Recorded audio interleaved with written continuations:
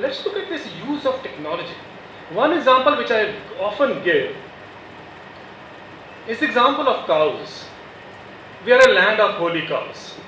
We are proud of holy cows, I think only in scriptures. But otherwise I find lots of cows roaming on the streets in Calcutta, in Chandigarh, in Delhi. Wherever you go, Indian cows, especially Desi breeds, you find them on the streets. I always used to wonder when I was a student, why is it that I have not been, nobody seems to be very proud of Indian breeds of cows. Suddenly you are mesmerized with Jersey and Holstein Friesian. You believe that unless you import them and crossbreed with your own cows, your productivity will not go up. We have been made to believe, if you go back to the era of the White Revolution, we have been made to believe that you have to bring all these improved varieties from outside because they are high milk producers, crossbreed with your Desi cows, which they don't produce, so on and so forth. I didn't get the answer. 2 years back, I happened to be in Brazil, where they invited me, knowing that I was there. One province organized a milk competition for me. I went into the milk competition. It was a 3-day milk competition. 80 cows participated in that milk competition. After 3 days, when I was invited to give the first prize or the prizes, the man who got the first prize got for a cow, which was a pure breed, Gir from Gujarat. Gir from Gujarat clocked 48.8 liters to get the first prize in Brazil. The second prize went to, again, Gir from Gujarat with 45 liters. The third prize went to Kankrej from that same region with 42 liters. And the fourth prize went to Jersey with 41 liters. The man who got the first prize walked up to me and then he asked me while he was getting that award, he said, "Sir, I understand this cow comes from India." I said, "Yes, you are right." He said, "Please tell me, have I matched the milk potential of your country or do I still need to do more?" I felt so ashamed that in India, we don't talk of Gir, we don't talk of the local breeds, we only talk of Jersey and Holstein Friesian. Now, sadly, or whatever reason you can say, Brazil has now become the biggest exporter of Indian breeds of cows. And not only Jersey, you name it, across, right from Sahiwal to Jersey to Kankrej to Ongol, they have developed all those pure breed, and they are exporting to Africa, to Asia, and I'm sure in the days to come, we will also be importing our own breeds now from Brazil. Lately, my data has also been improved. I got a recent mail which told me that the highest milk producer Gir today in the world is now a Brazilian cow clocking 62.2 liters.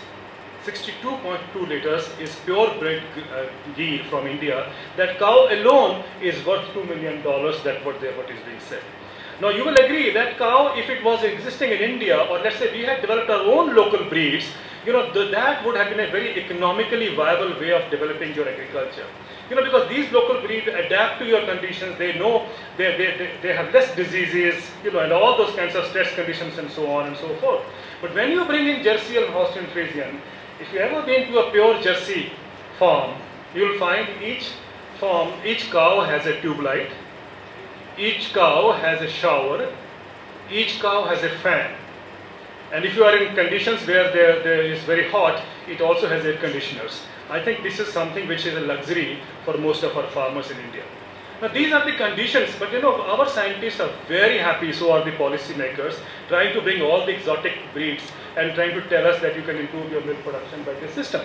And what has happened over the years is that we have 30 breeds of cows, location specific, very important for each particular area.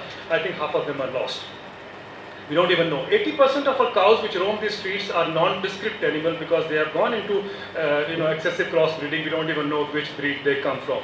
The only point I'm trying to make is that if our scientists had worked on our own breeds, probably we would have really been proud of Indian cows, and we would have been the land of holy cows. Now this was not only confined to cows. If you look around, something happened that we felt ashamed of our agriculture. I'm taking you back to the era of pre-Green Revolution days when our scientists began working on the new technology that we talked about. Suddenly I realized that when I was a student, that somehow if you were to read Indian history of India's agriculture, and M.S. Randhawa has written 4 excellent volumes if you can ever find time to go into it, you feel very proud of what Indian kings were doing and how Indian agriculture was vibrant, so were the cattle and animals and so on and so forth. But what happened suddenly after independence, that we became so ashamed of our production systems, of our agriculture. Now this essentially began from what was mentioned in the morning today, the land grant system of education. The land grant system of education enabled India to get the universities on the pattern of American universities from Ohio, from California and so on to begin with, and Pantnagar was the first university that came up under the land grant system of education. That university was set up by US Aid. And if you know what US Aid stands for, I'm sorry, but I take it differently. It is the US Artificial Insemination Department. They do a remarkable job wherever they go in artificial insemination, their thoughts as well as their purpose across the country, across the globe. Now having done that, the first university that came up at Pantnagar, followed by other states, the entire curriculum was designed, the structure was designed on the trimester system of education, where extension, education and research were the 3 major subjects. And also the curriculum came from those universities. That's very fascinating again. I don't know, how many of you are agriculture students here? What book did you study on soil science? You remember? Yes. I also studied the same book, Soil Science by Buckman and Brady. I think in my time it was Buckman and Brady. I am told one of them is dead now, so it's probably only Brady left. But that particular book, at that time when I was a student, I'm talking of the 70s, that time it was an American edition. Now the difference I find is you have the Indian editions. But the book actually is not written for Indian soils. The book actually is written for temperate soils. It has been a textbook for us all these years, knowing that temperate and tropical are quite different. I thought we should have known that. But somehow we have been educating our people on borrowed ideas, not only on borrowed ideas but also on borrowed curriculum. Now interestingly, all through my days of studies, and I'm sure yours, we were never taught to focus on something called as earthworm. Earthworm was a collateral damage of the intensive farming model that we developed. You use more chemical fertilizer, more pesticides, and one thing which disappears from the soil, which you can visibly see, is of course the earthworm. But nobody asked this question, are the earthworms important? And whenever I would pose that question to my professors, I would get this stock reply that you don't have to worry about earthworm because we need to raise production. And of course, since we need to raise production, we forgot about the earthworm. 40 years later, I found that we again went back to earthworm in the form of vermicompost. What is vermicompost? Is the compost of the worms. Now, 40 years we forgot, we made the earthworm disappear from our croplands. And then we set up an industry of vermicompost, which is now providing compost, earthworm compost to the crop field. But then how come Indian scientists forgot about earthworm? It's something which has been always worrying me. Why didn't we realize that earthworm role is very important, even if we have to dig it out again after 40 years? I got a rude shock when a couple of years back I read a Reuters report which said that America also realized that earthworm is important.